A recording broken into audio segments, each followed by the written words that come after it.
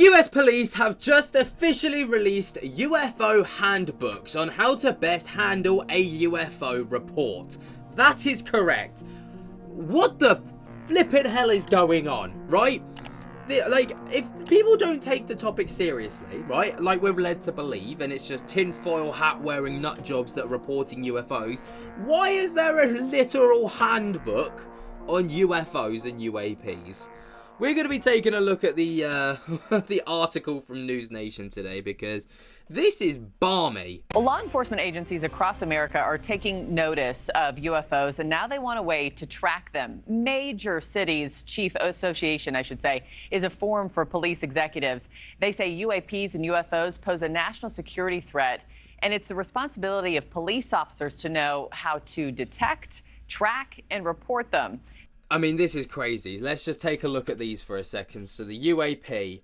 UAP in the news, Section 1. Section 2, law enforcement considerations. Section 3, US government UAP programs. 4, whistleblowers. 5, UAP in Congress. 6, UAP and US DOD. That's why. 7, other US government and international reporting. 8, UAP and NASA. 9, UAP and FAA. 10, UAP reporting mechanisms. 11, key takeaways. Wow. Why they just sent out an 11-page UAP guide to police departments all over the country. Joining me now, we have Johnny Jennings, police chief for the Charlotte-Mecklenburg Police Department. Chief Jennings, always good to have you on the show. As you know, unidentified flying objects have gotten way more play in the last year than ever before, but I think a lot of Americans still hear this and say, what? Walk us through this handbook. Yeah, I think it's the same as anybody else. Police officers and police chiefs across the country, they say the same response. What? And but when you look at the entire aspect of what's going on and what has been going on, it's really just an awareness situation to say that, hey, these things are out there. They're happening, whether you believe in what the origin of them are or not. They're happening, and it's important that we are able to report on them. Yeah.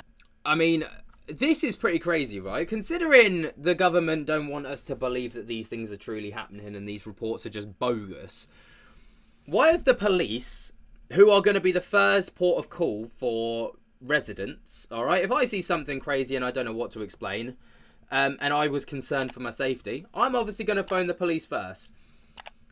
And they've now been given a handbook on how best to record and report this phenomena. But we're supposed to be led to believe that these things don't exist and that it's just a load of malarkey. 2 and 2 is making 5 right now. I was wondering what the internal response to this has been. My other question when I heard this story yesterday, I mean, do these encounters happen often enough to where it rises to the occasion of needing a handbook for it? Have you seen one? Yeah, no, I haven't personally seen one, and we haven't, we don't have a great deal of reporting of any unidentified anomalous phenomenon here in Charlotte. However, they do happen in certain parts of the country that, and if they do happen, we just want to make sure that they're reported properly, they're taken seriously. Again, I don't think anybody's in major city chiefs are running around saying that we're being invaded by aliens, but I think that what we're saying is that these things are out there, they're happening. They can be a threat, particularly if you have aircraft in your organization. Charlotte-Mecklenburg does have helicopters that we fly, and so we have to make sure that we're safe in the skies as well. Mm-hmm. I'm also curious, does your department have enough resources to dedicate to UFOs and UAPs? Well, there's really no resources to dedicate to it. I think what the booklet and handbook that we're talking about. So UFO and UAP reports in Charlotte. So there's been 12 since 2005. That's not an awful lot, but I know in other parts and other, states in America, there's a lot more. Obviously, only last year we had the Las Vegas report, which was huge. Someone reporting 10 for aliens in their back garden. Obviously, at the start of this year, we had the whole Miami incident, which kind of blew up. Everybody was talking about that. We've obviously had the jellyfish UFO that's come out. I'm trying to think of other more public ones. The lights over North Carolina, that was earlier this year. I think that was around February time. Other than that, I can't think of too many more public ones. But at the same time, there's been enough to warrant a handbook to go out to police. About is simply that an awareness handbook, and as well as information on, hey, let's take these serious. If your aviation team or if any. Hang on, what was that? So there have been 3,700 plus since 1920 in North Carolina. Wow, National UFO Reporting Center have alleged that. Hey, let's take these serious. If your aviation team or if any of your officers do encounter something that's strange out there in the skies or the skies, land, or even in the water, that it's important to report that, and then we start tracking it as best we can, because we just, you don't know until something happens, or you don't know until you know that you have to be safe in the skies as you're flying our aircraft as well, and that's important to make sure that we're tracking these incidents. Yeah, you don't know until you know. Well, this story certainly caught our eye this week, so we appreciate you taking the time to break it all down. Chief Johnny Jennings, thanks so much, sir.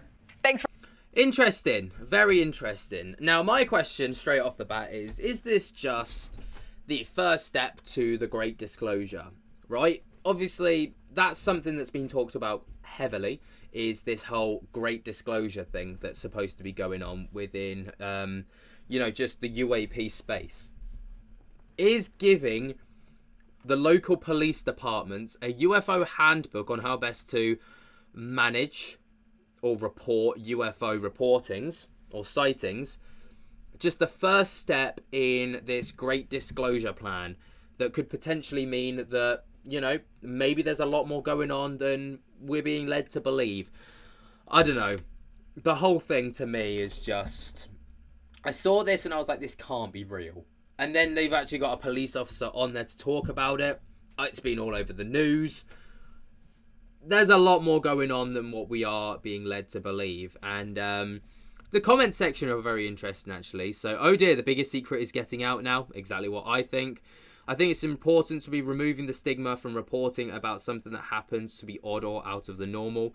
It is happening. Everyone thinks that this could be it. And the drip continues. Drip, drip, drip.